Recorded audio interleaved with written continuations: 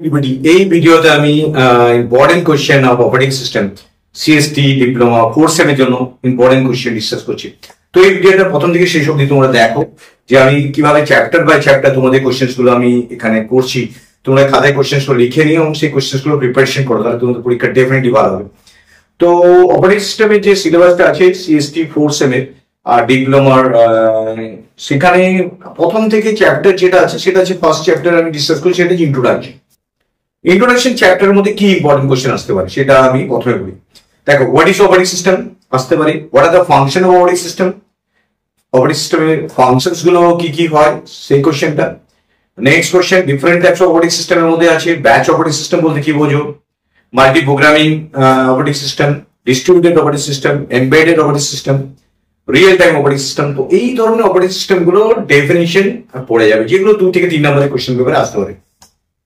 তো এটা হচ্ছে operating system and different types of operating সিস্টেমের কোশ্চেন। এরপর আমি এখানে যে কিছু কোশ্চেন আছে যেরকম micro kernel architecture, monolithic architecture operating system কিভাবে কাজ করে তার ডেসক্রিপশন।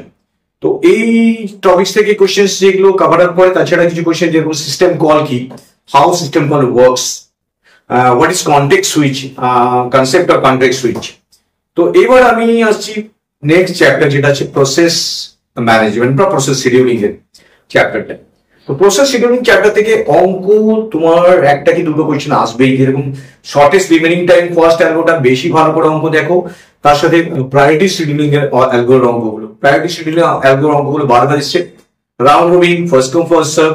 এই চারটে যে অ্যালগোরিদম আছে যেটা first come first serve, round robin, short SGF and priority scheduling, তো এই চারটে অ্যালগোরিদমের প্রত্যেকটার উপর যে কোনো ভাবে অঙ্ক এসে যায়। তো এটা একটা কি দুটো অঙ্ক তোমরা পাবেই পাবে।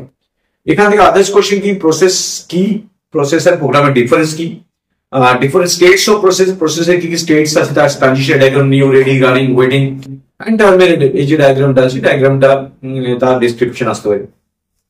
তো ডিফারেন্ট টাইপস অফ শিডিউলার কি কি আছে, যেমন long term scheduler, short term scheduler, middle term scheduler.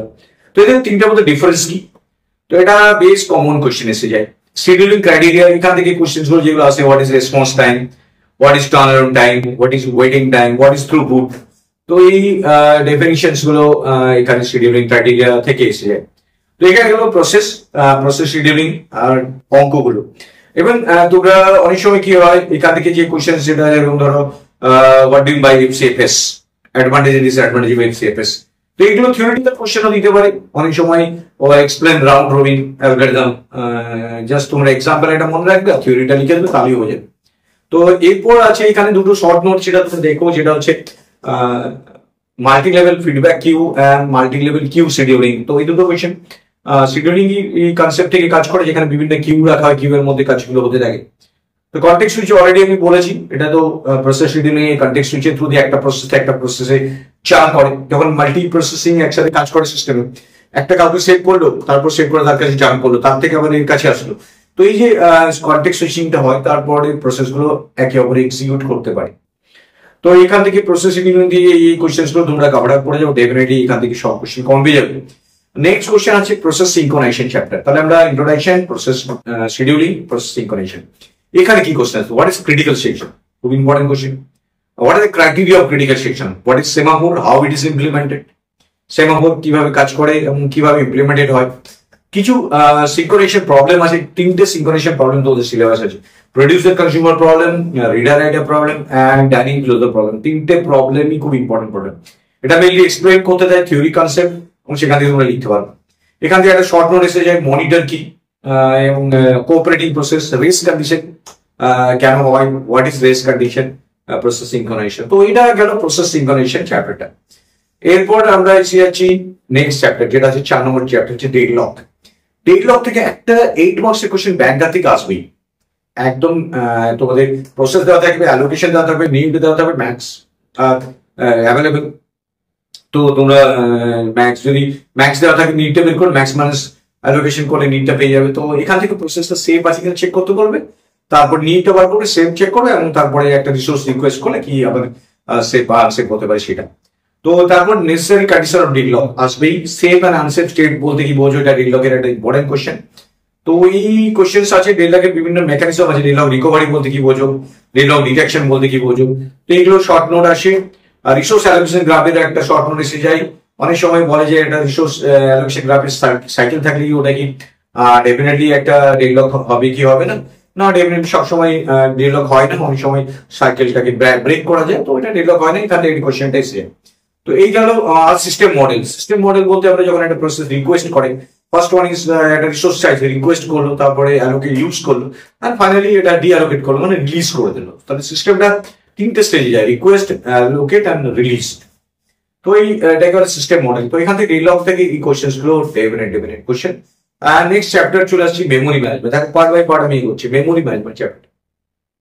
Memory management থেকে যে কোশ্চেন্সটা তোমাদের কভার আপ হয় সেটা হচ্ছে প্রচুর ধরনের। যেমন প্রথমে logical address, physical address, difference between logical address, physical address. What is memory management unit, MMU কি বলতে কি বোঝো এই কোশ্চেনটা।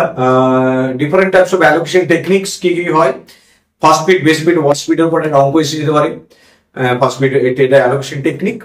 পেজিং কি, হাউ পেজিং ওয়ার্কস, পেজিং টেকনিকটা কিভাবে কাজ করে। Segmentation, how segment works.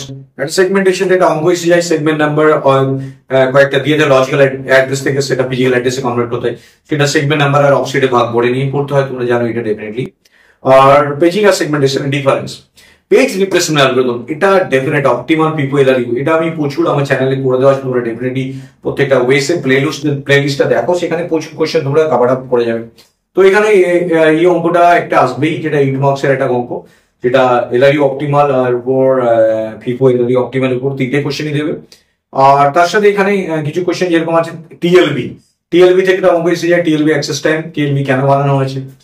Page fault, how page fault works, এই কোশ্চেনটা। Valid anomaly short note, thrashing, why thrashing. তো এই কোশ্চেন্স গুলো তোমরা এখান থেকে দেখো, এবং definitely short note on virtual memory and how it is implemented in demand paging. Demand paging কিভাবে ইমপ্লিমেন্টেড হয় ভার্চুয়াল মেমোরিটা। তো এই মেমোরি ম্যানেজমেন্টের পুরো যদি তোমরা এই কোশ্চেন্স গুলো যেগুলো আমি বললাম সেগুলো যদি কভার আপ করে যাও, তাহলে মেমোরি ম্যানেজমেন্ট সমস্ত কোশ্চেন কভার আপ হয়ে যাবে এবং এভরি অ্যান্সার করতে হবে। ডেফিনেটলি দেখো, কিন্তু এলআরইউ অপটিমাল মাস্ট, এটা তোমাদের দেখতে হবে। ফার্স্ট বিট, বেস বিট থেকে আসতে পারে internal fragmentation, external fragmentation difference এসে যায়। তো কম্প্যাকশন কি, what is compaction, internal fragmentation, external fragmentation, concept থেকে কম্প্যাকশন কনসেপ্ট এসছে। তো এটা থেকে তাহলে মেমোরি ম্যানেজমেন্ট কভার আপ হয়ে গেল। এইবার আসছি আমরা ডিস্ক শিডিউলিং এ। ডিস্ক শিডিউলিং এটা অঙ্ক আসবে, যেটা আছে 8 মার্কসের এটা অঙ্ক।